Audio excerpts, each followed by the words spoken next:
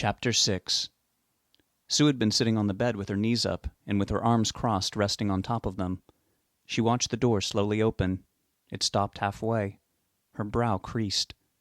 "Michelle?" She moved to the edge of the bed and put her feet on the floor.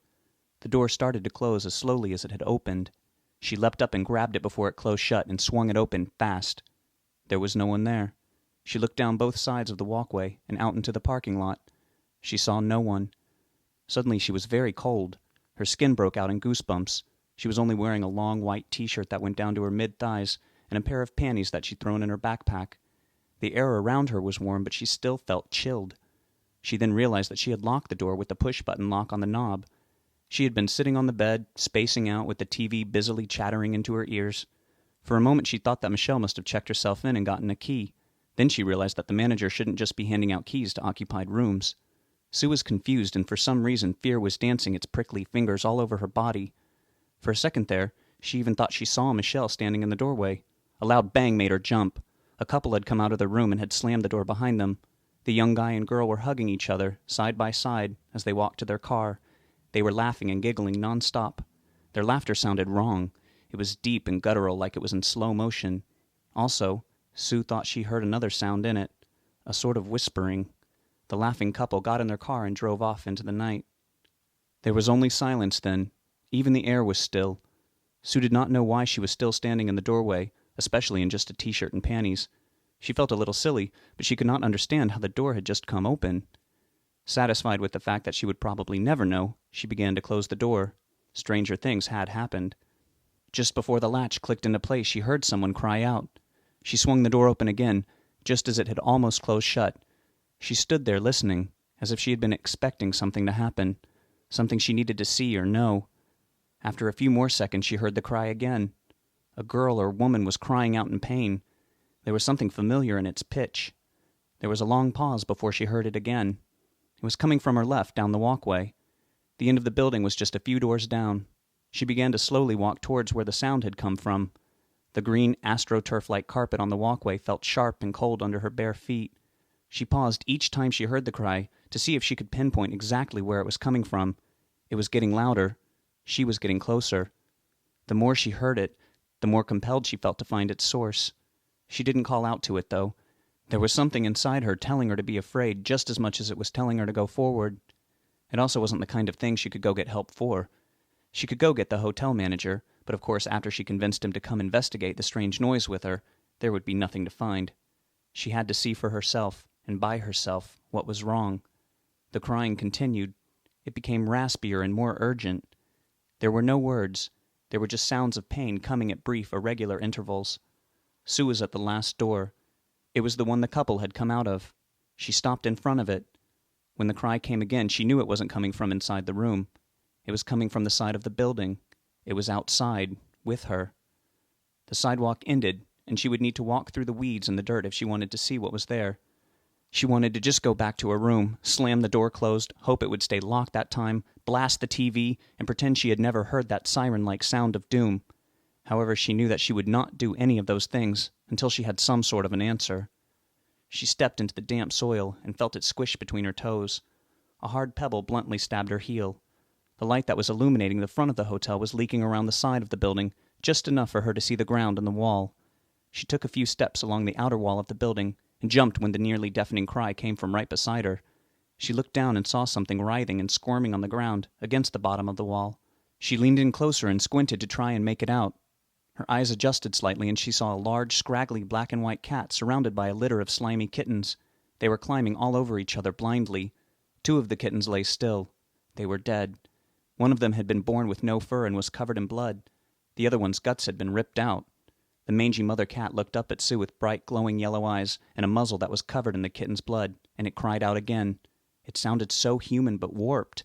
Sue's own cry of disgust overlapped it. What she had struggled to see was in crystal clear sight, one that was awful to behold. She wanted to vomit. The cat was staring right into her eyes and cried out again in a mangled scream. All Sue's hair stood up and she ran full speed back to her room and slammed and locked the door again. Rob cautiously stepped in and closed the apartment door. He left it unlocked on purpose. The living room lamp was on. They always left it on.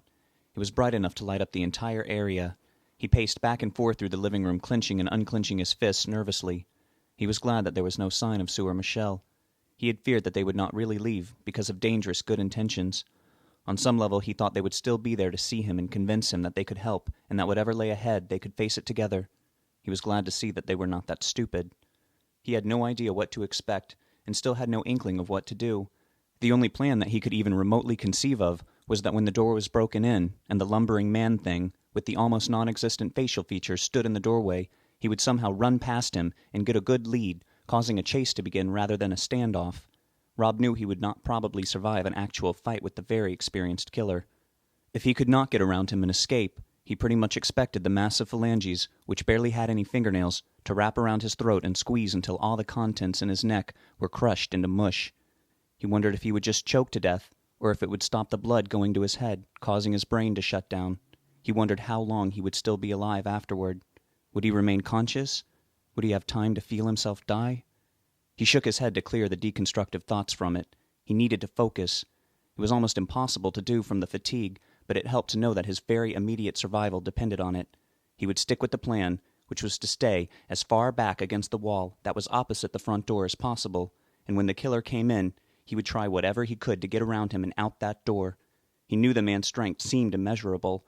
He hadn't seen any real sign of limitation in the countless times he had gone into him. However, he had never seen any indication of the man's speed. He had not seen him in a position to really have to use it yet. None of the killer's opposition had even had a chance to run, but they hadn't really known what they had been up against. Rob was planning on giving the fucker a major run for his money.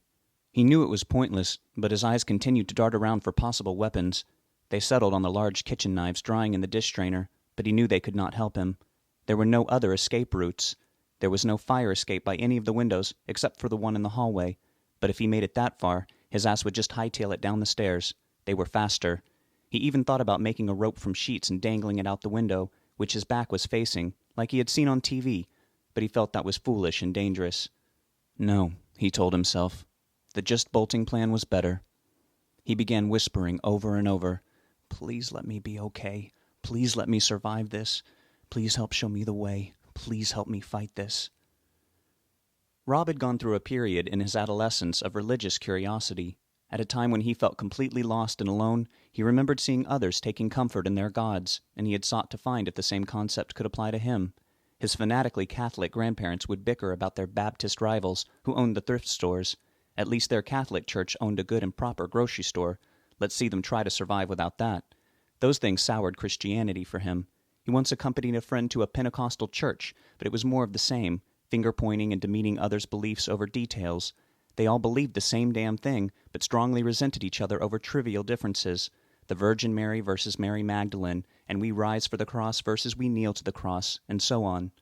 Plus, he couldn't ignore the ugly history of the massacres and usurping other cultures and holidays and claiming them as their own, even if they still revolved around something so disgustingly pagan as lunar cycles. He thought of the KKK. If they went forth one day only spreading joy and raising money for orphans and curing disease, he still wouldn't be able to support them because of the history. He even tried throwing Judaism into the mix. They believed in Jesus but argued with the Christians over whether or not his coming would be the first or the second, so they shunned each other. There was also the resentment and belief that the Jews had killed their Savior, even though the Christians believed in the necessity of Christ having to die for their sins.